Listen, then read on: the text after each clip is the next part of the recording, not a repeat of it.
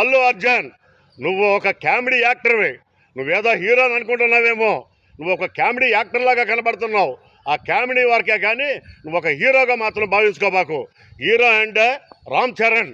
రామ్ చరణ్ అంటే యాక్షన్తో కాదు, ఆవుభావాలు, తండ్రి తల్లి తండ్రి వాళ్ళ భావాలు అందిపుచ్చుకొని ఆయన మాట్లాడే డిబేట్లు చూడు. ఎక్కడైనా సరే రామ్ చరణ్ మాట్లాడే విధి విధానాలు చూడు. ఎంత క్లాసుగా, ఎంత అఫీషియల్గా కానీ, ఎంత సౌమ్యంగా మాట్లాడుతున్నాడో, ఎంత అణిగిమణిగి ఈ ప్రజల కోసం మాట్లాడుతున్నాడో, ఎంత సర్వీస్ చేస్తున్నాడో కూడా తెలుసుకో. మీ తండ్రి పిల్లికి బిచ్చం పెట్టని అల్లు అరవింద్ గారు ఎక్కడైనా సరే సేవా కార్యక్రమాల్లో ఎక్కడైనా ఉన్నాడా? ఈ రాష్ట్రాన్ని ఎక్కడైనా కాపాడారా? నీ కుటుంబం గురించి చెప్తావేంటి? నీ కుటుంబం ఏదో గొప్పదనుకుంటున్నావేమో, నీకేదో సైన్యం ఉండాలనుకుంటున్నామో.